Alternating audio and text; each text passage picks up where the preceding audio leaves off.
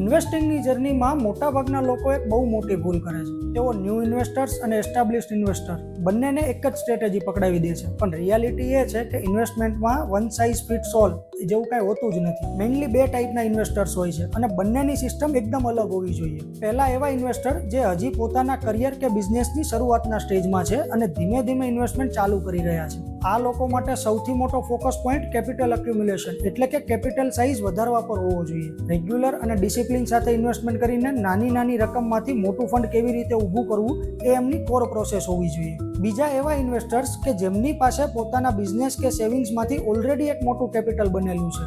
આવા લોકો માટે નિયમો એકદમ બદલાઈ જાય છે. એમનો મેઇન ફોકસ કેપિટલ પ્રોટેક્શન પર હોવો જોઈએ. પોતાની કેપિટલને માર્કેટના જોખમોથી બચાવવી અને એના પર સ્ટેબલ રિટર્ન મેળવવું એ એમની પ્રાયોરિટી છે. બંનેના રિસોર્સિસ અને એક્સપેક્ટેશન્સ બંને અલગ છે, એટલે બંનેની સિસ્ટમ અને સ્ટ્રેટેજી પણ અલગ જ હોવી જોઈએ. જો બંને એકબીજાની કોપી કરવા જશે તો ન્યૂ ઇન્વેસ્ટર્સ મોટા રિસ્ક લઈને પોતાની જે નાનકડી કેપિટલ છે એ પણ કોઈ બેસશે અને કેપિટલ વાળા ઇન્વેસ્ટર્સ યોગ્ય રિસ્ક લેવાને બદલે જો નવા ઇન્વેસ્ટર્સની જેમ ખાલી કન્ઝર્વેટિવ વિચાર છે તો ક્યારેય માર્કેટને આઉટ પરફોર્મ કે ગ્રો નહીં કરી શકે. પણ હા, એક વાત બિલકુલ નક્કી છે, જો આ બંને પોતપોતાની સાચી પ્રોસેસ ફોલો કરશે તો જ્યારે પણ માર્કેટ આઉટ પરફોર્મ કરશે ત્યારે કમ્પાઉન્ડિંગનો જાદુ ઓટોમેટિકલી બંનેના પોર્ટફોલિયોમાં અદ્ભુત અને અનબિલીવેબલ રિઝલ્ટ આપશે. અને દરેક રોકાણકારની જરૂરિયાત મુજબ આવી જ કસ્ટમાઇઝ પ્રોસેસ ડિઝાઇન કરીને અને એમની એફિશિયન્સી વધારવાના પ્રયાસ સાથે 100 થી વધુ વિઝનરી ઇન્વેસ્ટર્સને 100 કરોડથી મોટા પોર્ટફોલિયો સુધી પહોંચાડવાના વિઝન સાથે અમે અમારા મિશન 100 પર કામ કરી રહ્યા છીએ. તમે અત્યારે વેલ્થ ક્રિએશનના કયા સ્ટેજ પર છો